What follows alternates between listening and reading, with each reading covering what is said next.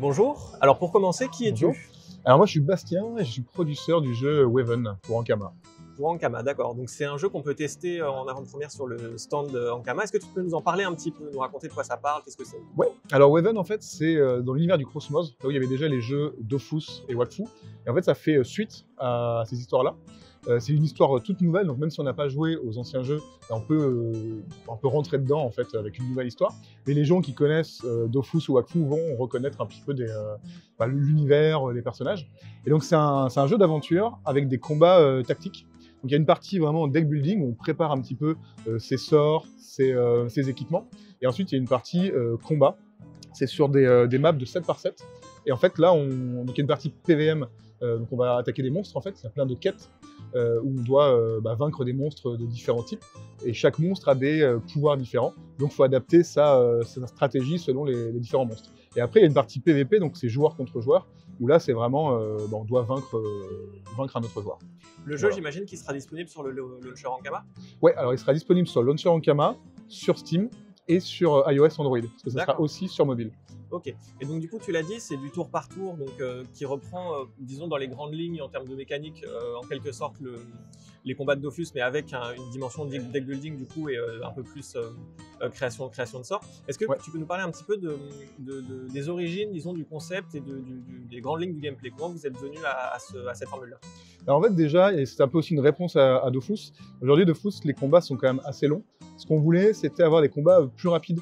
En moyenne, les combats, ça va être 5-6 minutes, notamment pour pouvoir jouer sur mobile. Le jeu sur mobile est quand même assez différent du jeu sur PC.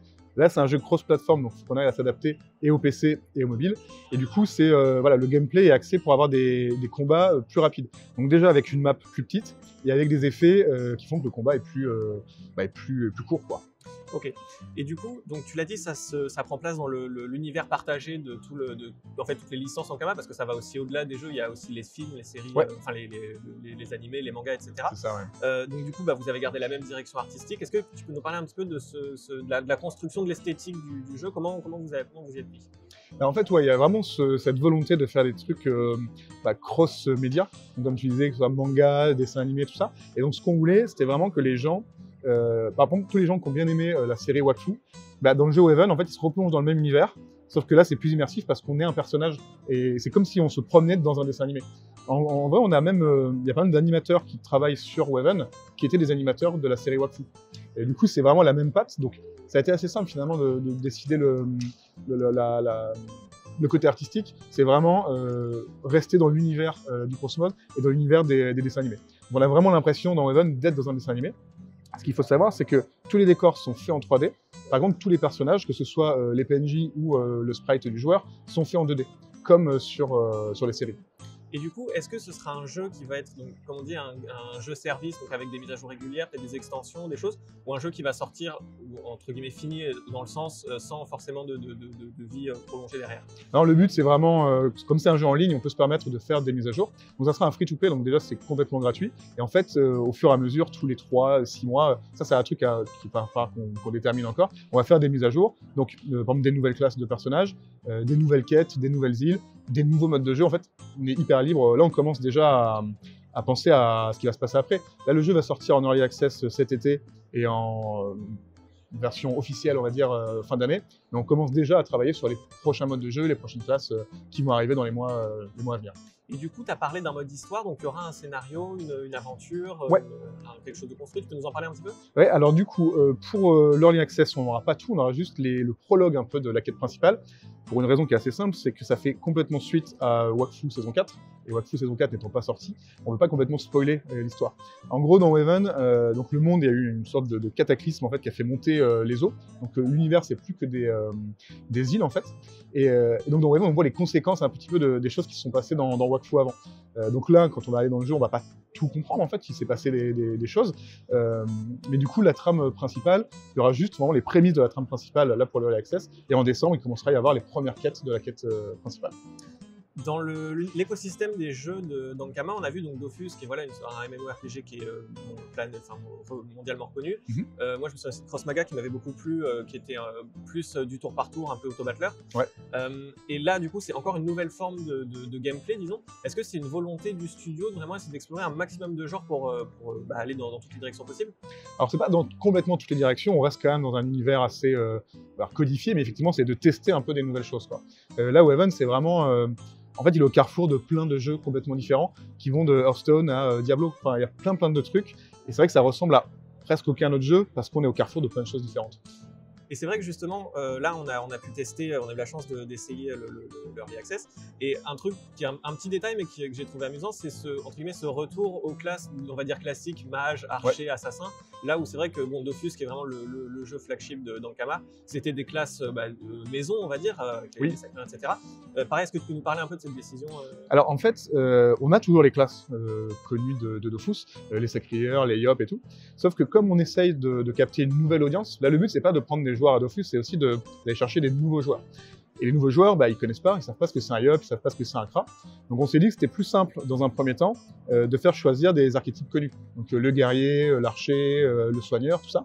Donc c'est assez simple, il y a une petite définition du type de gameplay. Et en fait, en vrai, quand on prend l'archer par exemple, on prend le kra. Et derrière, quand tu vas vouloir recréer des nouveaux personnages, là, ça sera les classes connues. C'est plus pour les gens qui connaissent pas du tout le jeu, qui arrivent dans l'univers, que ce soit des archétypes connus en fait.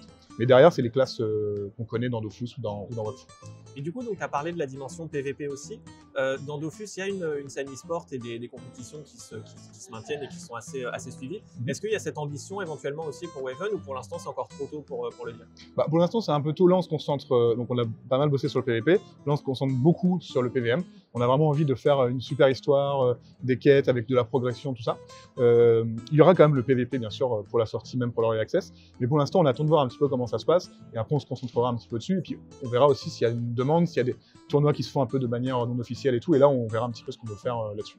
Et du coup, justement, au moment où Dofus et où Ankama a commencé à se positionner comme vraiment un acteur incontournable du jeu vidéo, et notamment en France, l'industrie du jeu vidéo était dans un état qui lui était propre. Et aujourd'hui, notamment avec les plateformes comme Twitch et le streaming, c'est très différent. Et je me demandais, du point de vue d'un producteur de jeu, comment, quand vous pensez un jeu et quand vous le développez, vous prenez en compte cet écosystème-là de Twitch, des streamers, parce que j'imagine qu'il est inévitable en fait.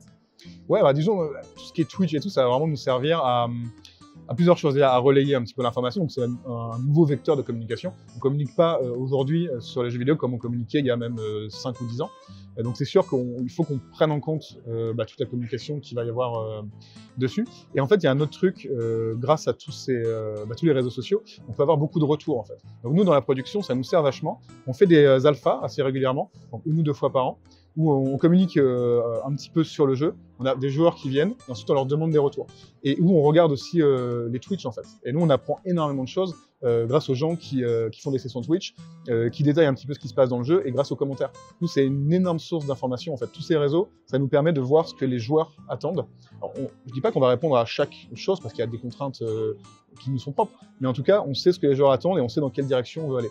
Donc ça, c'est un vrai truc donc, de communication et de retour des joueurs. Et du coup, donc l'industrie du jeu vidéo, on considère en 2023 que c'est l'industrie du divertissement qui est la plus sinon lucrative, en tout cas celle qui brasse le plus d'argent au monde. Ouais. Et c'est aussi une industrie dans laquelle on voit beaucoup de projets se lancer en grande pompe et s'écraser, des tout petits qui d'un coup deviennent énormes. Ankama, ils ont vraiment réussi à s'inscrire dans la durée, à avoir une pérennité que très peu de studios finalement peuvent maintenir. Comment t'expliques un petit peu cette longévité? Alors ça, il faudrait plus demander aux producteurs de Dofus, parce qu'aujourd'hui, c'est plus chez eux. Mais je pense que c'est justement cette connaissance de la communauté et ce contact avec la communauté. En fait, la communauté Ankama est quand même hyper forte. Et il y a une vraie relation entre les designers du jeu et la communauté. Et je pense que Dofus, ils ont su vachement mettre à jour le jeu. Il y a des mises à jour hyper régulières, il y a des nouveaux modes de jeu, il y a les temporistes, enfin il y a beaucoup de choses. Ils essaient d'analyser un petit peu ce qui marche et ce qui plaît à la communauté. Et ça, pour le coup, moi je suis pas encore là-dedans parce que le jeu n'est pas encore sorti, donc voilà. D'accord. Et du coup, c'est vrai que l'un des éléments qui est le plus caractéristique d'Ankama, c'est aussi ce côté cross-platform où immédiatement après les sorties des Dofus et des jeux, il y avait cette volonté de décliner l'univers dans d'autres médias. Il y a eu du jeu de société, il y a eu donc des films, des animés, des mangas, etc. Et en fait, ça vous donne une légitimité, typiquement pour avoir un studio de jeux vidéo et un early access de jeux vidéo à un salon de Japan Expo, qui est quand même avant tout un salon de livres, de manga. Ouais. Donc, quel est ce rapport un petit peu avec cette autre communauté? Bah, ça déjà, le souhait en fait de faire des trucs cross-platform, c'est aussi Toth, le directeur artistique et fondateur de la boîte, qui aime bien, en fait, qui aime un peu tous ces médias-là, et du coup il a envie de transposer un peu ses histoires et ses projets dans toute cette dimension-là. Par exemple, à la base, l'édition chez Ankama, c'est venu de Dofus. Lui, il avait envie de raconter des histoires en manga, et en fait, les éditeurs connaissaient pas trop ce que c'était vraiment jeux vidéo, donc ils se sont dit bah non, on n'a pas trop envie de faire ça, donc il s'est dit bah ok, je vais sortir ma propre maison d'édition pour éditer Dofus. Finalement, ça a tout de suite très bien marché. C'est bon, bah maintenant on a une maison d'édition, autant faire d'autres projets. Et en fait, tout de suite, il y a plein de super projets qui ont cartonné. Et du coup, c'est comme ça qu'il est devenu éditeur, en fait. Enfin, qu'Ankama est devenu éditeur. Et c'est un peu pareil pour tous les autres médias. Et puis, c'est vrai que bah, nous, on a envie de raconter toutes ces histoires, tout cet univers qu'on aime bien. On a envie de le décliner dans plein de versions. Et donc, c'est vrai que ouais, on est à la Japan parce qu'on a des mangas, mais aussi parce que les jeux, Waven, par exemple, est vachement inspiré de toute la Japanime. Et du coup, bah, on a vachement notre place là, parce que les gens qui sont fans de Japanime peuvent facilement être fans de Waven parce que c'est le même univers, on va dire. Donc là, du coup, on est vendredi au moment où on tourne cette vidéo, donc ça fait déjà il y a eu toute la journée du jeudi et là un petit peu la matinée. Pour l'instant, les retours, ils sont comment sur Waven? Ouais, pour l'instant, on a des super retours. En fait, on a 2 stands dans Waven. Il y a vraiment un stand de découverte, où c'est vraiment le tuto qui explique un petit peu le jeu et les premières quêtes. Et après, on a un stand pour les gens qui ont déjà fait les alphas, qui connaissent bien, avec des quêtes assez dures. Et dans les 2 cas, on a plutôt des bons retours, parce que bah, les gens qui découvrent le jeu, qui connaissent pas du tout, bah, ils voient que les mécaniques sont assez simples à prendre en main et tout, et que bah, la progression est intéressante, donc ils aiment bien le gameplay, et ils aiment bien la direction artistique. Et les gens qui connaissaient déjà, du coup, ils découvrent pas du tout le jeu, mais à eux, il fallait un peu plus de challenge. Et du coup, le défi qu'on a fait, c'est un défi avec Gultar, en fait, où les joueurs peuvent jouer Gultar avec un deck prédéfini. Bah, là, du coup, ils ont du challenge. Donc, ils aiment bien aussi le côté très dur en fait de la quête. Quand je leur dis il n'y a que 6% des gens qui réussissent, ok, bah, j'ai trop envie de jouer. Voilà, donc pour l'instant, c'est des super retours. C'est vrai que ça, c'est aussi une facette des jeux qui peut être très attractive pour les joueurs. Et comment vous allez gérer disons, ce curseur de difficulté? Est-ce que le but, c'est de faire un jeu qui soit, bon, j'imagine, mais qui soit autant accessible pour les casuals que pour les hardcore gamers et les fans de vrai ouais, c'est exactement ça le but. Et en fait, comment on va le gérer, c'est vraiment la courbe de difficulté. Au début, ça va être très simple, très facile à prendre en main. Les premiers combats sont hyper faciles. Et plus on va avancer un niveau, plus les challenges vont être vraiment plus compliqués. Donc quelqu'un qui va jouer juste de façon casuale, quelques heures par jour, bah, pendant assez longtemps, il va pouvoir jouer tranquillement. Par contre, les tryharders, assez vite, ils vont avoir de la difficulté et avoir du vrai challenge, quoi. Et pareil, l'un des éléments qui a vraiment le plus démarqué Dofus à l'époque de ses concurrents, c'était la partie sociale avec le concept des guildes, l'hôtel des ventes, etc. Est-ce que cette dimension-là, vous la prenez en compte pour Waven? Comment le côté social du jeu va se manifester? Alors pareil, il y a des choses qu'on va pas faire du coup sur Waven. Là, dans l'Early Access, il n'y aura pas de guilde encore. Donc il y a 2 types d'interactions qu'on peut avoir dans Waven aujourd'hui. La première, c'est le PVP. Donc on peut défier des gens, donc soit sur le Coliseum où c'est vraiment une sorte de tournoi, il y a du matchmaking pour avoir des joueurs aléatoires, soit on peut défier n'importe qui sur la carte. Et le deuxième truc, c'est vraiment la coopération.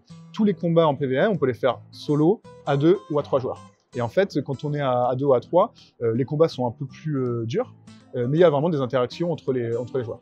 Donc ça, c'est pour l'Early Access. Et ensuite, pour la sortie en décembre, en fin d'année ou pour après, on aura les guildes. Où là, il y aura vraiment des modes de jeu spécifiques, voilà.